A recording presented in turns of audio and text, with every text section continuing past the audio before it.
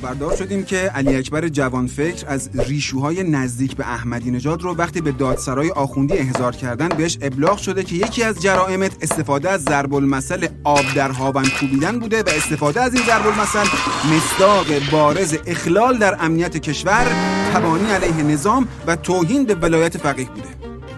آقا از زبان شیرین فارسی همین 4 تا ضرب المثل باحالشو داشتیم که بیا اونا رو هم امنیتی کردن.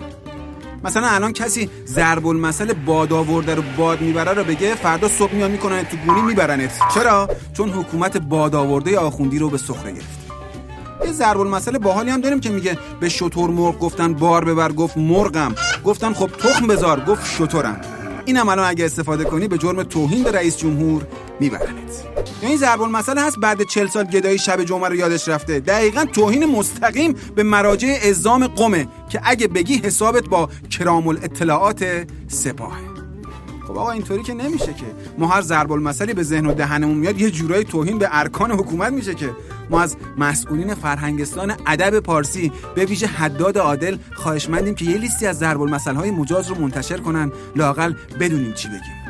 والا قدیما حرف و شیرین چون عسل بود، میونه مردم ضرب المثل بود.